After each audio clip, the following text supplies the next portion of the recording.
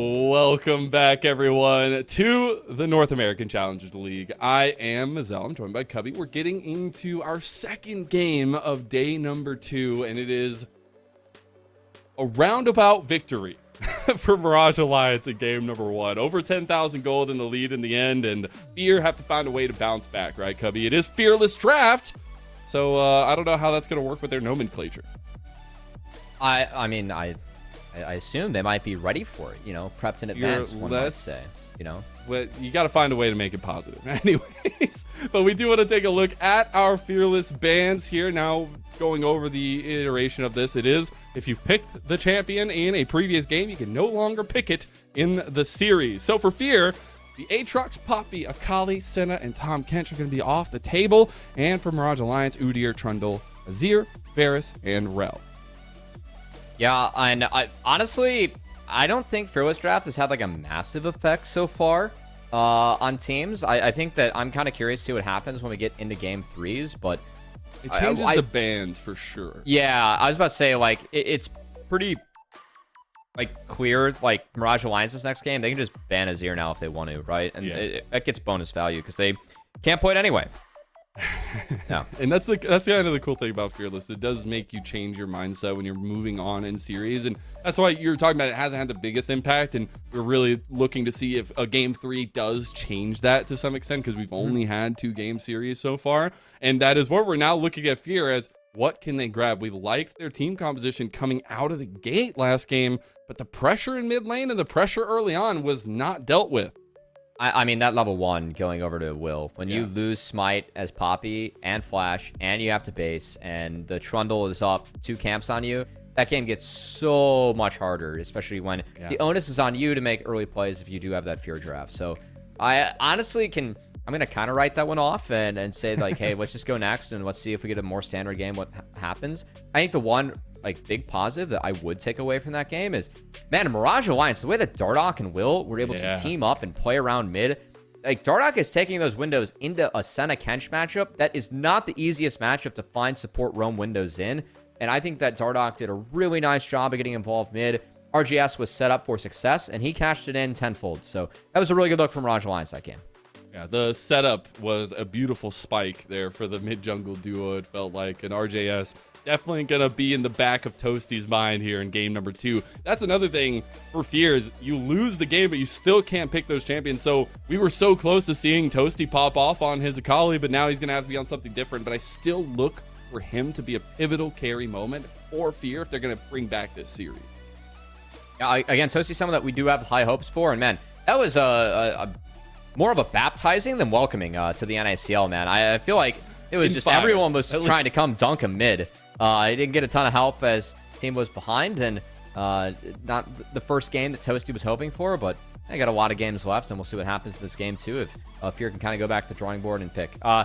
Fear, they didn't drop that game. How best of 3s work in Challengers League, kind of like every other league, one of the teams gets side select the first game, but then the loser gets side select for the rest. So I think we're going to see Fear actually on blue side again. I would not surprise me. I thought you were just going to walk us through what a best of 3 is. I was like, I'm here for it.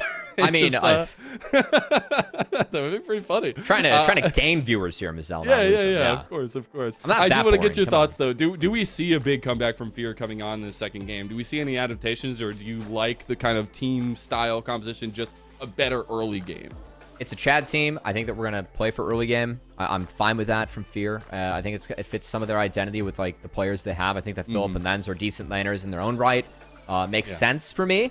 I'm just writing that one off because if your goal is to play early game and you start the game down a Flash in 2 camps as jungle, including one of your own, you're cooked. We're going to try and see if we get a better start this time. Well, let's see what we're cooking this time around. We got game 2 draft ready to go. And we'll have Fear on the blue side, Mirage Alliance back on the red side. And I do expect some differing bans. Still a lot of things that likely remain the same here, though. But is this a situation where now we get the Senna flexibility for Mirage Alliance? Something like that? Or do you get that banned away? I mean, that is something that you might see Fear take away. Not to, like, they don't want to give that pick to Mirage Alliance. And frankly, knowing that Prismal Dardoch are down there, I know that's a pick that both of them can play, too. And honestly, I know that with Mirage Alliance, we have kind of spent time saying, hey, this is the old guard almost of Academy and the old Challengers League series. I think it's great to have them in the league. They put together a really good first game, and hey, these guys are still, they have aspirations. Like, I know that Prismal, I was talking with him before, he said, talking with Dardoch, there is an angle to go pro right now. Like, there are a lot of changes in the space and landscape. If you do well in these leagues, like we have seen those players get promoted, whether that's individually or with the team. This year, there were 7 players promoted from Challengers League to LCS. That's the most players since I've been tracking it when I started casting in 2020, so 20 to 21.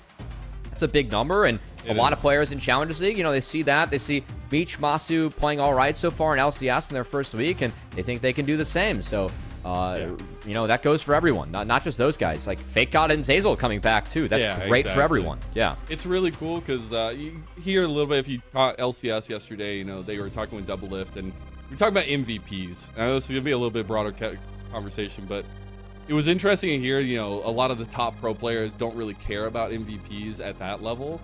But at our level, I hear from players all the time, I want to earn most valuable prospect. I want to be the most valuable prospect because we've seen those prospects go on to do They're all playing pro right now. Exactly. Literally, Dokla just won the championship in summer. Yeah. So even if Mir's in Brazil, I miss Mir. Yeah, even if Mir's in Brazil. Will specifically, I know from talking to him, he's very, very much gunning for that MVP this year. So it's exciting to see a lot of players really caring about that. And speaking of caring about things, we got to care about this draft a little bit. We got the Seraphine classic pick for Fear. No longer with Manui in the bot lane, though. No Shoshi, so no Manui, still Seraphine, Some things don't change. Some things don't change. The Senna was denied, of course. That cannot be played again by Cincy Fear, so they would have had to find a different pairing in Fearless Draft anyway, and it looks like that pairing is going to be the Karma. And that's a very heavy poke bot lane. I'm very interested, though, because it's along the same vein as last game where you don't really have that early proactivity. Yes, you can have a lot of poke and a lot of pressure in lane, but I want to see what the pairing with the Senna is going to be like. Also, the Xin Zhao makes it through, was banned by Fear in game number 1. I mean, it's funny because, Fear, they banned the Akali and the Poppy themselves. Xin making it through, I think that's a little bit of a deny, as a Xin with a Seraphine feels so damn good, especially with how strong Titanic Hydra is right now. A lot of the reason that we see Xin back in the meta. And oh boy, we have a Senna Yasuo for Dardoch and Prismal. I'm going to guess that Prismal's on the Yasuo with Dardoch on the Senna, just given the roles that I know Prismal has played in the past versus Dardoch. But that is a lane that you can use to attack the Seraphine. Yasuo can get on Seraphine quite a bit. The wind walls that blocks all the projectiles coming out from pretty much both Karma and Seraphine. So I want to see the Cincy Fear bot lane be kind of careful how they manage that. And also, I'll be curious to see if they shift that Seraphine anywhere else to maybe find a different marksman to play in that bot lane with the Karma. Ezreal's still on the board. If Mirage Alliance wants to deny it, it could be an angle. And I think the biggest thing is if you do get that pressure early with the poke, you can kind of, I feel like, stabilize lane, or at least keep that. But there is going to be a point where they can just all in you and you're done for. So I'm very much looking at the rest of the composition to kind of stabilize that for Fear now. We are in the second phase of bans. We got the Cassante ban by Mirage Alliance and the Nico ban actually by Fear. I like the Cassante ban. Again, giving these Cassante over to a comp that has Seraphine and Karma. That sounds horrifying. That's something that can deal pretty well with Yasuo as well. If you can get him away from the minions, pull him through some walls. Actually, something that's kind of slept on, I think, in that interaction.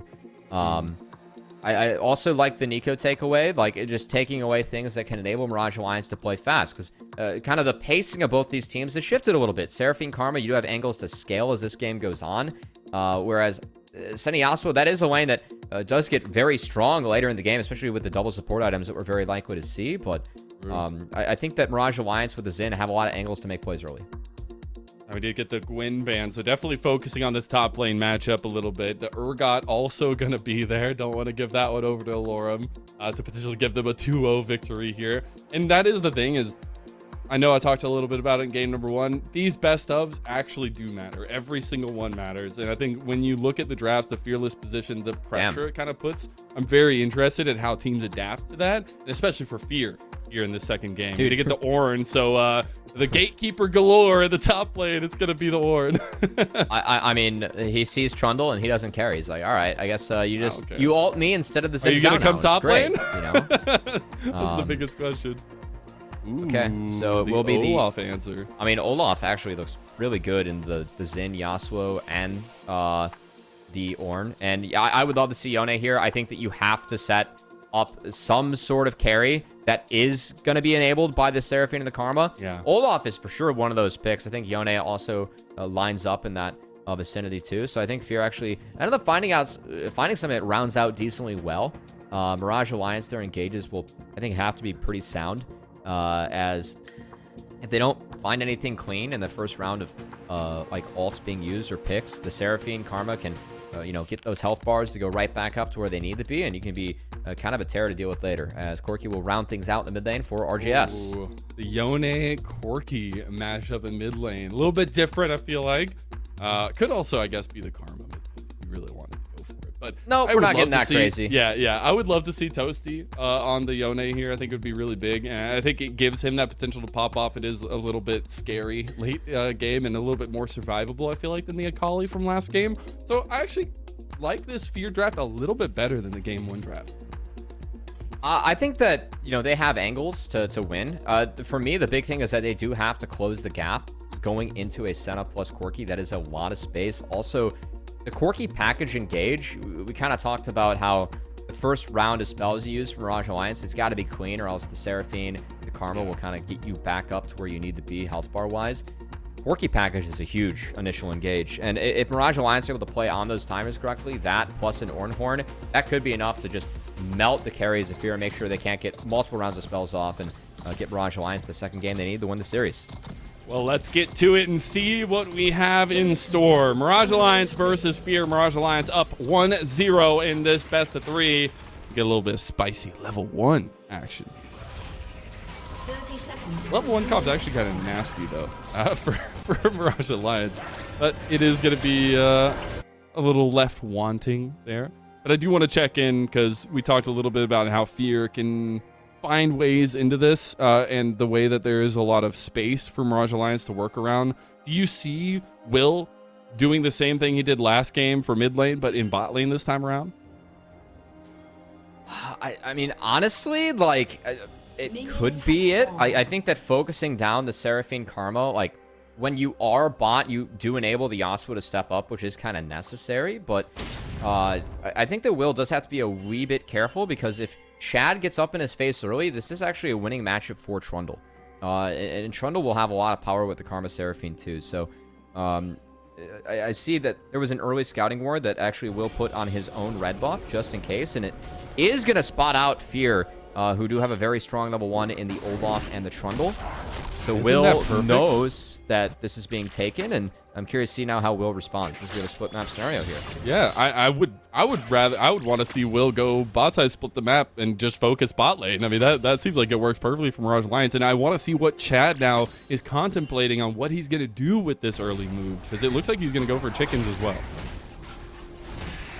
Yeah, now you could get real crazy here. I wouldn't be surprised, honestly, if Chad. What if he ran through the towers himself? Are we getting too far out here? Yeah, I feel like a little too far. I mean, that is a Chad move, could happen for here. sure. Yeah. But it looks like it's just going to be a full clear. So Will actually get even more knowledge off of that ward he put earlier, because he'll see Chad go for the full clear now. So that can actually give Will a ton of information moving forward here. And it looks like Will's going to take that and just completely split the map vertically. So I want to talk about that here, because it definitely feels like it favors Mirage Alliance if the bot lane is split off from the rest of the map. In a way, like, if they're able to dive and cash in, it's really tough to dive Seraphine Karma, but it is something that if Will takes the red, he could look, potentially. I think that, like, this move mostly helps ensure that, Chad, like, could play towards the side of the map that he wanted. I think that Chad, just, like, by doing this, he does dictate jungle and, like, the pace that he wants to go, and yeah, he's not going to take his own camp. He's going to try and find Will, so Will is up a camp now, but like, if Will didn't go straight to the red and went for the Raptors, it could have been tough, and each jungler will spot another, and Will walks out being a camp up, but has no more camps to do on his side of the map. So Will's kind of lost right now. It looks like he's just zoning to get the crab. Yeah, that's again, you highlighted earlier that it was a matchup you definitely don't want to be taking that early on. But Trundle will absolutely tear you apart. It does look like potentially Mirage Alliance getting engaged on the bottom side. That's a lot of damage onto Dardoch. He will not be targetable, though. and Prisma will make it away as well. Dardoch is through all of his pots. Just had a biscuit left. Of course, Sena can somewhat heal up with those 9 heals. But meanwhile, RJS doesn't have a lot of mana. Biscuited. That's good. He did. Yeah, he does have enough to get out with the flash. Oh, I don't think he can get out there. He does have to use the W, and he goes down. First blood for Chad. Will coming in now as well. Will wants more. Will wants the kill back, and he gets it. He's going to skirmish into Toasty, but that is a Yone, my friend. And Toasty will end up getting the revenge kill. It is now 2-1 in Fear's favor. Okay, a bit bloody early, and I mean, when Will goes in, for me, that looks like a one-way trip as RJS. Does he have enough? No. Not enough. Not level 6, and can't get the damage off. Well, that's big. Toasty, I mean, this is a much better start for him in this game as RJS. He can't go back. So RJS, he's low mana. He popped a biscuit right before this. I think he's waiting for his mana to get back here. No, I think that he just got enough there. At least that's the story I'm going to write. That's what I would think, right? Yeah, after the pillar comes down, there's no other reason to W, unless you're waiting for the cooldown or the mana. Either way, Toasty ends up landing everything in the back half. So, of course, that E, that damage amp, the rip when you go back, enough damage to get through Will. Double buffs now for himself, and that's really going to enable him to be able to step up against this Corki. This is a matchup that you can win. If you are playing the Yone side, you do have to be very aggressive, and I kind of want to see if Chad can open up some space for Toasty to play forward. Yes, the biggest thing is kind of enabling Toasty. Any much more will be so beneficial for Fear. It does look like Will take a proactive stance and go for the dragon a bit earlier than last game. It's not 15 minutes into the game now, but it will be seen by Fear. I don't know if there's anything they can do about it, but they'll try to come over here and get a little vision down. Yeah, the grubs are being taken by the top side, which is no surprise. You have an Olaf playing into an Ornn. So the prio will go to the side of Cincy Fear, so just a trade. Really where the power lies on the map right now. The grubbies for dinner. And Mirage Lions, actually, we're looking at an angle with Dardoch. Prismal says, no. We're not going to do that right now.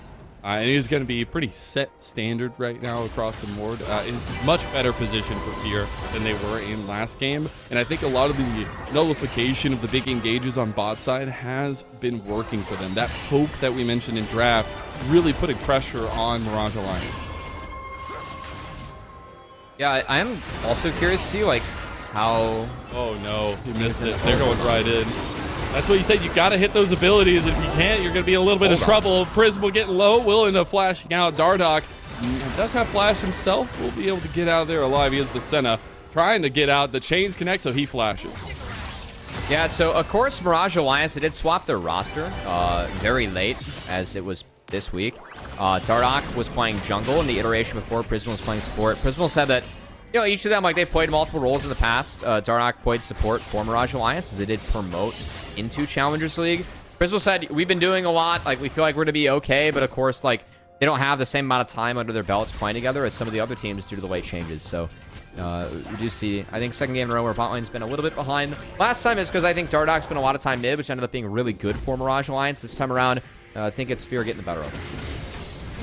So far, so good, and it's just funny to me that the Seraphine is a key pick here for Fear yet again. I know we made fun of it a little bit in draft, but it does just provide that sustainability that is so hard to deal with. And unfortunately for Will, he will end up getting a little bit of a bad stick there for Chad going over.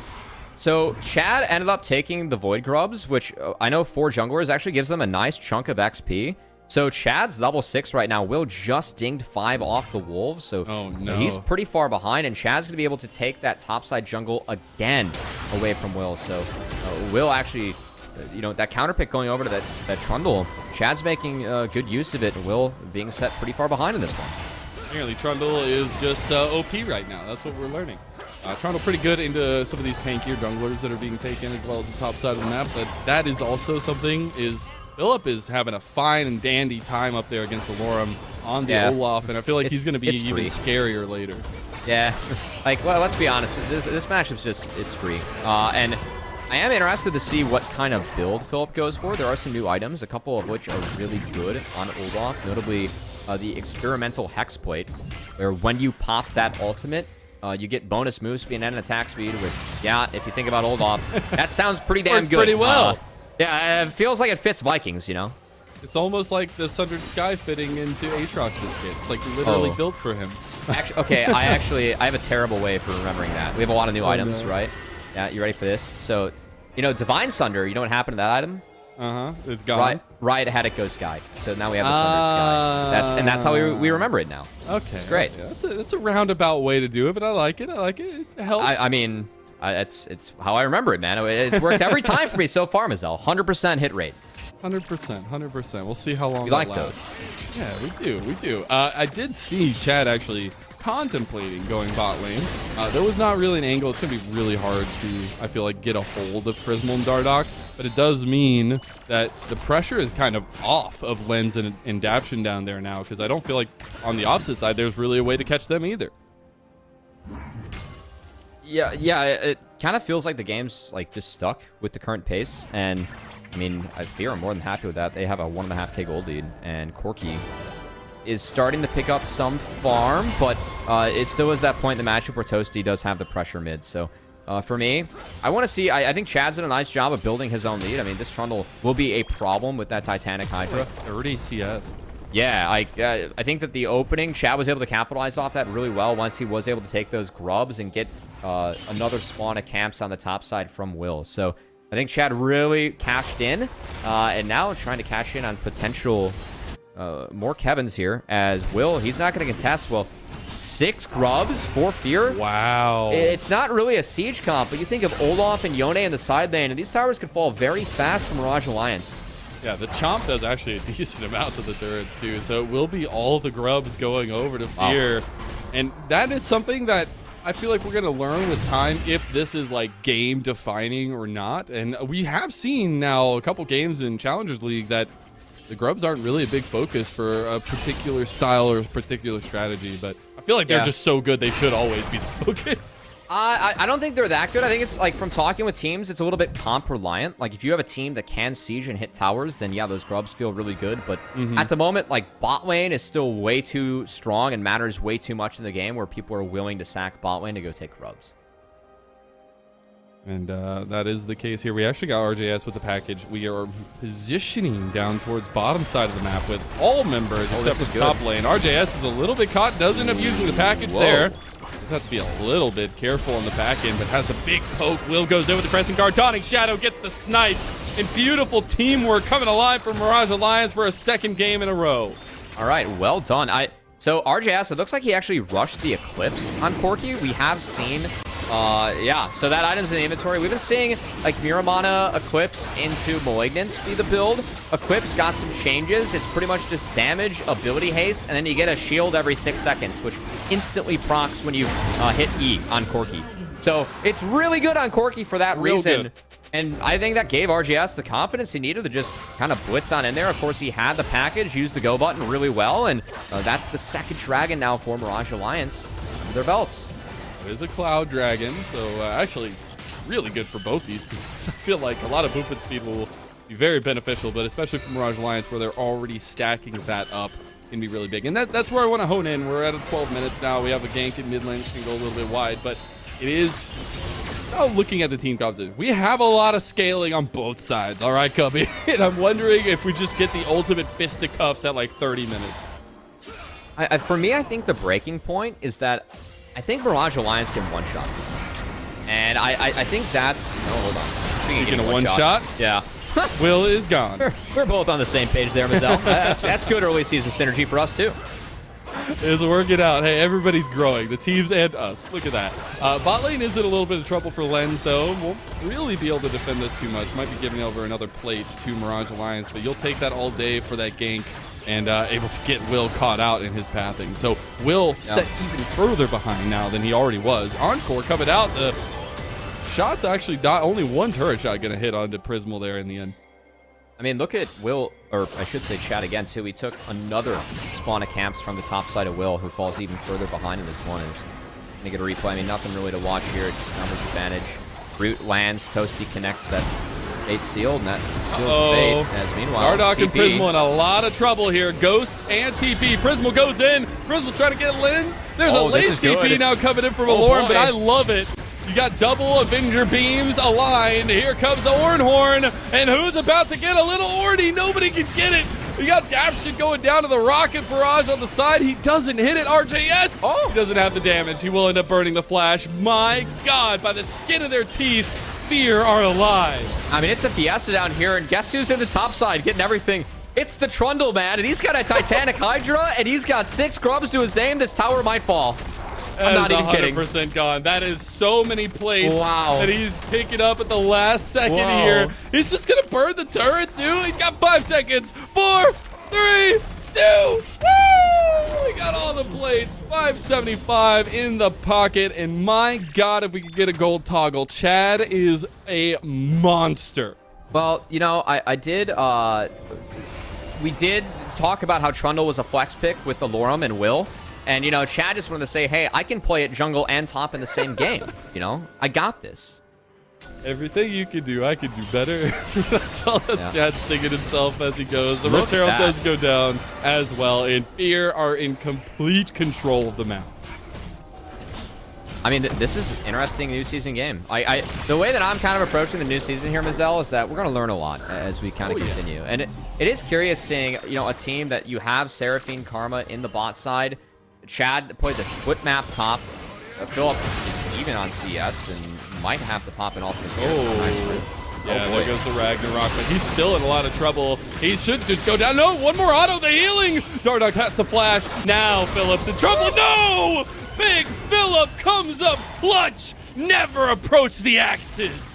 I mean, the Sundered Sky with Olaf, the passive, the W, that did some work, some healing there as Philip able to drain tank that fight away. Prismal falls.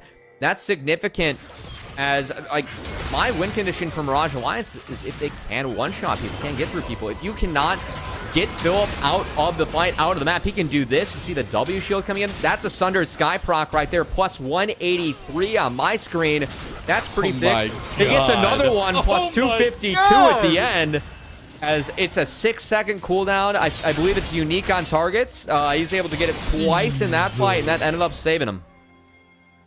Big Philip has returned. Joshi in shambles. As we get to this one now, it is going to be a big leaping off point for Fear. Toasty in the side lane is going to be very difficult to deal with. It feels like Fear have a lot of avenues forward in this game, where those avenues closing up for Mirage very quickly. I mean, I'm curious. Like, I think that there are a lot of scaling elements on both sides. I think that, like, my biggest thing is just, can Seraphine die? You know, because Seraphine right now, Lens sitting on an Archangels. I gotta say that for Lens, this is not a pick that we're used to seeing on Lens. You know, for us, is someone that I thought was actually really good when he was playing lane dominant picks last year. A marksman that I gave a lot of credit for stepping forward at the right time quite frequently.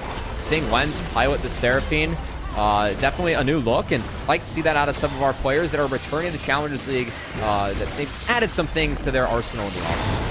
Yeah, one of the scariest things about Lens last year was his Callista, and I love to see the duality of that, a very up-in-your-face carry comparatively to a very stand-back and supportive carry. I do wonder if he has an angle here. Will on the side. There comes the Oranhorn. Toasty's going to have to go back to his Soul Unbound. This is a little bit of an interesting angle here. I feel like Mirage Alliance don't really have many tools available. Will just goes in. Here goes Trismal. He's on Chad, though. He's not on the right members. Will is still alive somehow, but finally dies. Toasty versus RJS on the side is an easy kill for Toasty. And Mirage Alliance forced it so hard, and they'll force themselves into an early grave. Chad maybe oversteps a little bit there. Lens luckily behind him.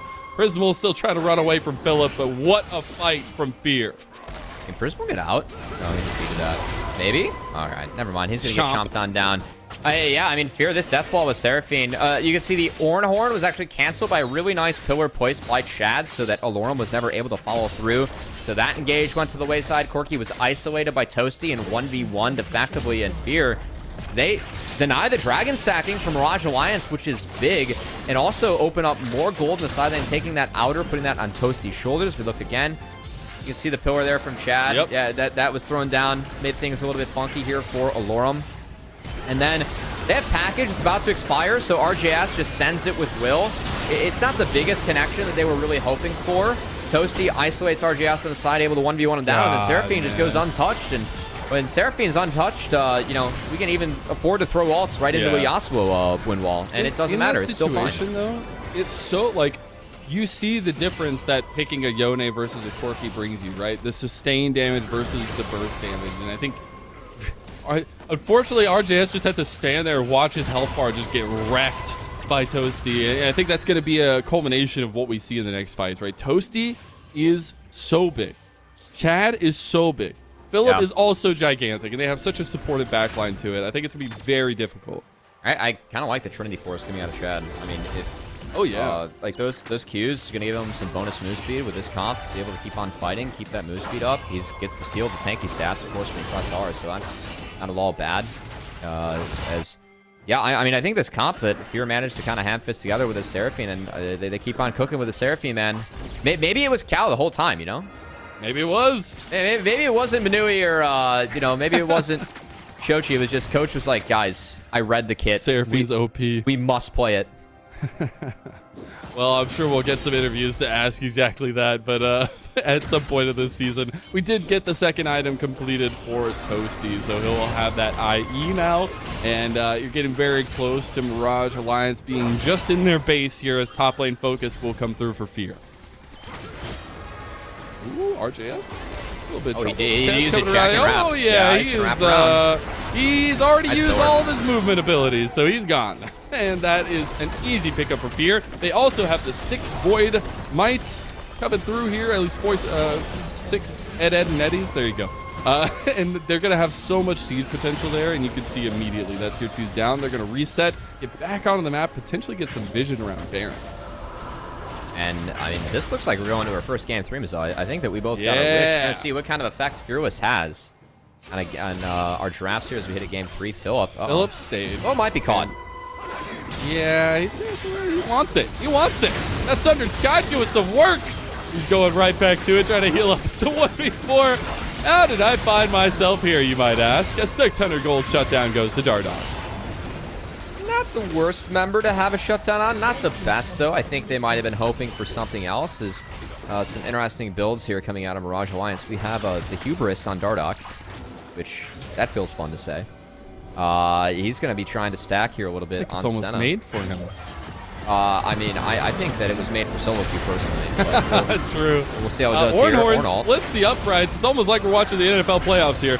Daption, though, is going to be locked down. Not going to get hit by the last missile barrage. And RJS cannot hit the dial. I do like that look from Mirage Alliance. Like, there is a member down. You might as well fish, see what you can find. But nothing going to come on up for them there. So going to have to wait for those cooldowns to get back. Should be an easy reset for Fear to get out on the map. And RJS...